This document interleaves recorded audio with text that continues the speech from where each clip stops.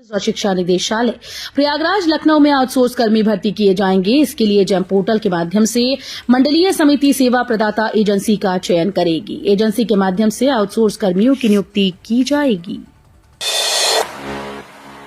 UP में 40,500 शिक्षा मित्रों को मिलेगी बड़ी राहत। समायोजन की प्रक्रिया 20 मई के बाद होगी शुरू। उत्तर प्रदेश में 40,500 शिक्षा मित्रों के लिए बड़ी राहत की खबर आ रही है। इन शिक्षा मित्रों के समायोजन की प्रक्रिया को लेकर अपडेट सामने आया है। शिक्षा मित्रों के समायोजन की प्रक्रिया 20 मई के बाद शुरू होगी। इसके लिए स्कूल शिक्षा महानिदेशालय ने सभी जिलों के बीएसए के लिए शिक्षा मित्रों के बारे में 3 दिनों के भीतर ऑनलाइन सूचनाएं मांगी हैं। यूपी में बदल गया मौसम। भीषण गर्मी के बाद इन जिलों में हुई तेज बारिश। उत्तर प्रदेश में पिछले कुछ दिनों से गर्मी तेजी से बढ़ गई है। तपती धूप और उमस के बीच अचानक बदले मौसम ने लोगों को राहत की सांस दी। नोएडा, गाजियाबाद, कानपुर, मेरठ समेत कई जिलों में हुई तेज बारिश से मौसम सुहावना हो गया है। आपको बता दें कि मौसम विभाग का पूर्वानुमान है कि एक और विक्षोभ के असर से प्रदेश भर में पूर्वा हवा चलेगी। आज और कल के बीच प्रदेश के पूर्वी और तराई के हिस्सों में बूंदाबांदी के आसार हैं। आंधी बारिश का कहर। सीएम योगी ने दिए निर्देश। कहा, क्षेत्र का भ्रमण कर सर्वे व राहत कार्य करें अधिकारी। मुख्यमंत्री योगी आदित्यनाथ ने आंधी बारिश, ओलावृष्टि, वज्रपात के दृष्टिगत संबंधित जनपदों के अधिकारियों को पूरी तत्परता से राहत कार्य संचालित करने के निर्देश दिए। उन्होंने कहा कि अधिकांश क्षेत्र का भ्रमण कर सर्वे करें और राहत कार्य पर नजर रखें। राशन कार्ड केवाईसी को लेकर आया बड़ा अपडेट। सिर्फ 11 दिन का मिला है समय। बीते 10 माह से राशन कार्ड पर दर्ज यूनिट्स का सत्यापन कराने के लिए ई-केवाईसी की प्रक्रिया चल रही है, जो अभी 30 अप्रैल तक और चलेगी, जिसमें जिले के 5.98 लाख राशन कार्ड में दर्ज 23.17 लाख यूनिट्स का सत्यापन होना था। अभी तक इसमें से 18.13 लाख यूनिट का सत्यापन पूरा हो गया, जबकि 5.57 लाख यूनिट ऐसी हैं जिनका भी सत्यापन होना शेष है। अभिभावकों से खुली लूट। निजी पब्लिशर्स की किताबें 10 गुना महंगी। स्टेशनरी के साथ कॉपी का सेट लेना मजबूरी। निजी स्कूल्स में नया शैक्षिक सत्र शुरू हो गया है। हर बार की तरह किताबों के लिए दुकानों पर लंबी कतारें लग रही हैं। हाल ही में प्राइवेट स्कूल्स की मनमानी को देखते हुए संभल के डीएम ने 32 सीबीएसई बोर्ड के स्कूल्स को चेतावनी जारी की। प्राइवेट स्कूल्स और निजी पब्लिशर्स की मनमानी केवल संभल तक सीमित नहीं, बल्कि राजधानी लखनऊ से लेकर प्रदेश के सभी जिलों में ये खेल हर साल हो रहा है। शुरू हुआ रिजल्ट काउंटडाउन। upmsp.edu.in पर जारी होगा रिजल्ट। यूपी बोर्ड रिजल्ट 2025 जल्दी जारी होने वाला है। एक बार रिजल्ट जारी होने के बाद छात्र अपना स्कोर कार्ड बोर्ड की ऑफिशियल वेबसाइट पर विजिट करके रोल नंबर के माध्यम से देख सकते हैं। रिजल्ट के साथ 10वीं और 12वीं की टॉपर्स लिस्ट भी जारी की जाएगी। लेटेस्ट अपडेट के अनुसार बोर्ड की ओर से रिजल्ट को अंतिम रूप देने की प्रक्रिया जारी है और परिणाम 20 अप्रैल या माह के अंत तक जारी हो सकता है। 21 जून को होगी यूजीसी नेट की परीक्षा। शुरू हो चुकी है आवेदन प्रक्रिया। राष्ट्रीय परीक्षा एजेंसी ने यूजीसी नेट जून 2025 के लिए आधिकारिक ऑनलाइन आवेदन प्रक्रिया 16 अप्रैल 2025 से शुरू कर दी है। इच्छुक उम्मीदवार 7 मई तक आधिकारिक वेबसाइट पर जाकर अपना आवेदन फॉर्म भर सकते हैं। इस परीक्षा का आयोजन 21 से 30 जून 2025 के बीच कंप्यूटर आधारित मोड में किया जाएगा। औरंगजेब समाज बहादुर शाह जफर की पेंटिंग पर पोती कालिक। गाजियाबाद रेलवे स्टेशन के प्लेटफॉर्म नंबर 4 पर ऐतिहासिक चित्र बनाए गए हैं, जिनमें बहादुर शाह जफर की भी पेंटिंग है। इसे देख हिंदू रक्षा दल के 20 से अधिक कार्यकर्ता स्टेशन पर पहुंचे, भगवा झंडे लहराए और जय श्री राम के नारों के बीच उस पर कालिक पोत दी। उनका कहना था कि ये तस्वीर औरंगजेब की है, जिसने मंदिरों को लूटा था। डीएम ने कहा कि ये ज्ञान की कमी है। वो तस्वीर अंतिम मुगल सम्राट बहादुर शाह जफर की है। यूपी में बना नया पार्क। सीएम योगी करेंगे उद्घाटन। पर्यटकों के लिए बनेगा आकर्षण का केंद्र। मुरादाबाद में एक और नया पार्क बनकर तैयार हो गया है। ये पार्क मुरादाबाद विकास प्राधिकरण ने बनाया है। इस पार्क में बच्चों के खेलने के लिए नए खेल उपकरण हैं, बुजुर्गों के लिए वॉकिंग ट्रैक और आकर्षक बागवानी जैसी कई सुविधाएं इसमें शामिल हैं। आने वाले समय में ये पार्क पर्यटकों के लिए आकर्षण का केंद्र बनेगा। इस पार्क का उद्घाटन जल्द ही उत्तर प्रदेश के मुख्यमंत्री योगी आदित्यनाथ करेंगे। गोरखपुर को सीएम योगी की सौगात, बढ़ेगी रोड कनेक्टिविटी, पर्यटन के क्षेत्र में चमकेगी गोरक्षनगरी। गोरक्षनगरी में रोड कनेक्टिविटी और पर्यटन से जुड़ी 147 परियोजनाओं का मुख्यमंत्री योगी आदित्यनाथ आज लोकार्पण व शिलान्यास करेंगे।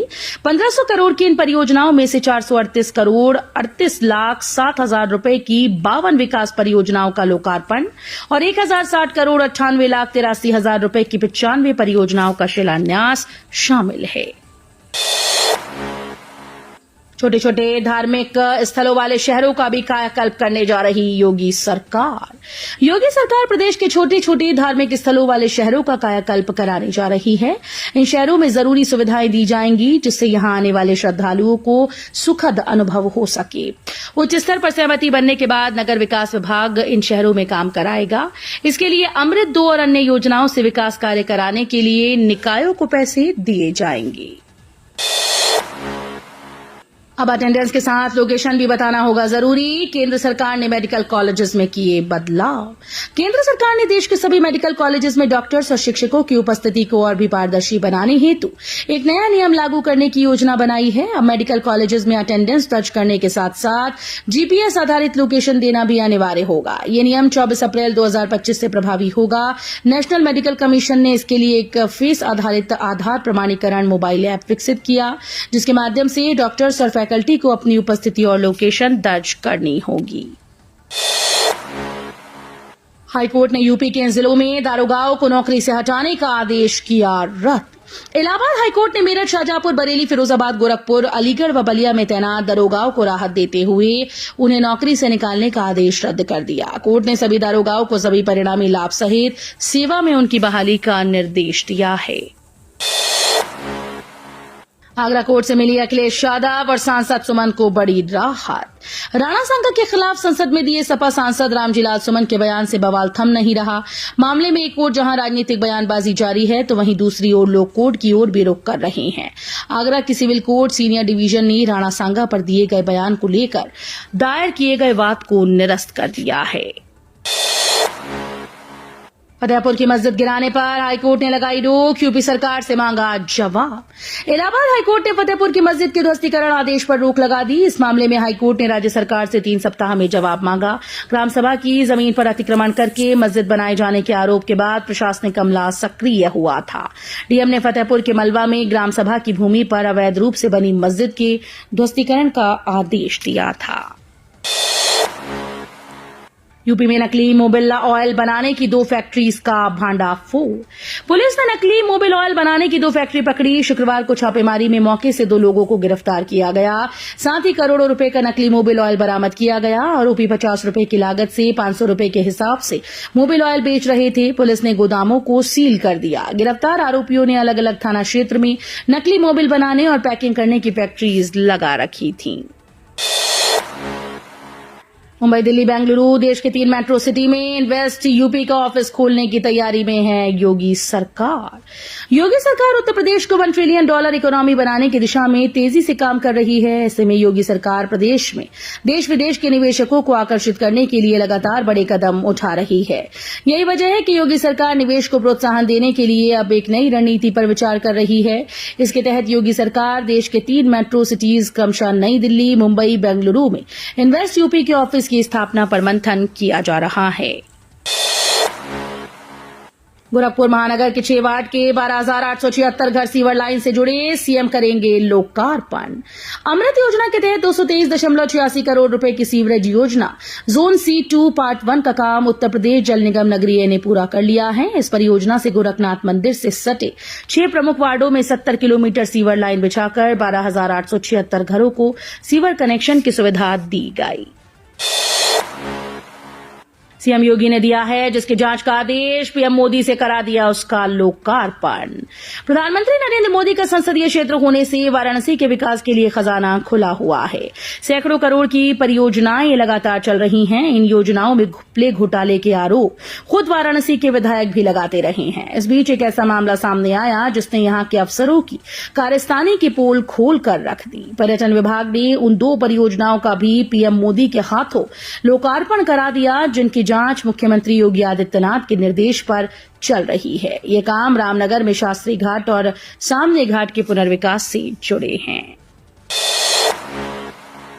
ईपीएफओ मई जून तक नया आईटी प्लेटफॉर्म के साथ डिजिटल ओवरहॉल के लिए तैयार। केंद्रीय श्रम और रोजगार मंत्री मनसुख मंडाविया ने शुक्रवार को कहा कि कर्मचारी भविष्य निधि संगठन 9 करोड़ से अधिक लाभार्थियों के लिए सेवाएं बढ़ाने के लिए बड़ी डिजिटल बदलाव करने की तैयारी में है, जिसका संस्करण 3.0 मई या जून तक लॉन्च किया जाएगा, जिससे स्वतः दावा निपटान, डिजिटल सुधार और एटीएम आधारित धन निकासी सहित निर्बाध और सरलीकृत सेवाएं प्रदान की जा सकेंगी। कानपुर में कान्हा गौशाला को मिली बड़ी उपलब्धि, बेसहारा गायों को दे रही है सहारा। कानपुर नगर निगम की कान्हा गौशाला और बेसहारा पशु आश्रय स्थल को आईएसओ 9001 का प्रमाण पत्र मिल गया है। ये प्रमाण पत्र गुणवत्ता प्रबंधन संचालन प्रणाली के अच्छा होने के कारण दिया गया है। इससे पहले कानपुर नगर की किशनपुर जागा गांव में नगर निगम की गौशाला को ये प्रमाण पत्र मिला था। आपको बता दें कि अब कान्हा गौशाला दूसरी आईएसओ प्रमाणित गौशाला बन गई है। मुख्य पशु चिकित्सा अधिकारी डॉक्टर आकाके निरंजन ने बताया कि कान्हा गौशाला को ये प्रमाण पत्र सेवा की गुणवत्ता और संचालन की बेहतर प्रणाली की वजह से दिया गया। के पास इसको लिख करके भेजा है। ये सांसद महोदय कर्नाटक के हैं, पाकिस्तान जिंदा वाले।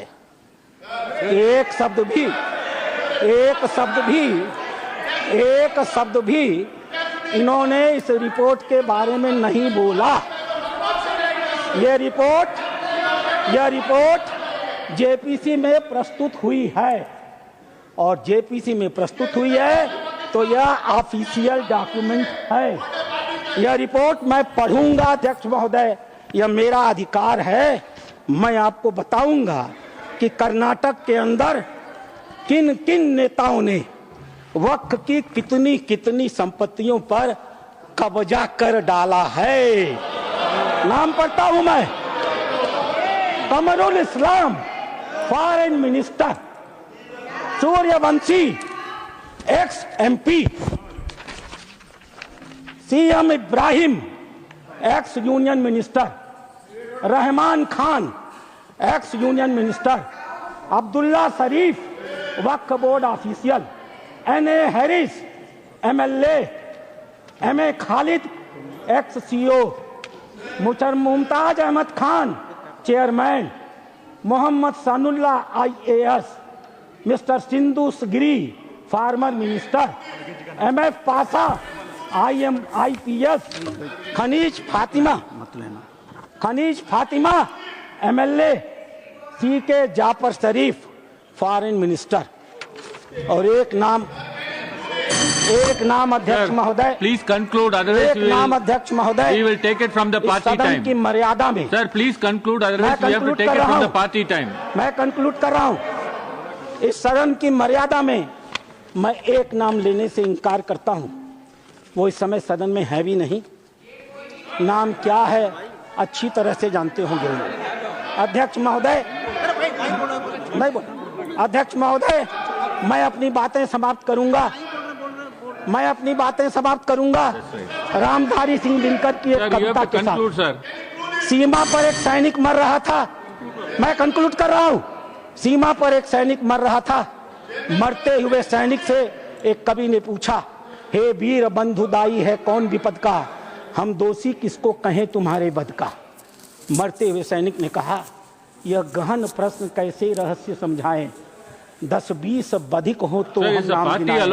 हर कदम कदम पर खड़ा यहाँ पातक है, हर तरफ लगाए घात बड़ा घातक है। देवता सदस्य दिखता है पर कमरे में वह गलत हुक्म लिखता है। जिस पापी को गुण नहीं गोत्र प्यारा है, समझो उसने ही हमें आज मारा है। जो सत्य जानकर भी न सत्य कहता है, या किसी लोभ के विवश चुप रहता है, उस कुटिल राजतंत्री करदय को धिक है। वह मूक सत्यहंता कम नहीं बधिक है। चोरों के जो हितु ठगों के बल हैं, जिनके प्रताप से पलते पाप सकल हैं। जो छल प्रपंच सबको प्रश्रय देता है, या चाटुकार जन की सेवा लेता है, यह पाप उन्हीं का हमको sir please conclude sir. Bharat अपने ही घर में है।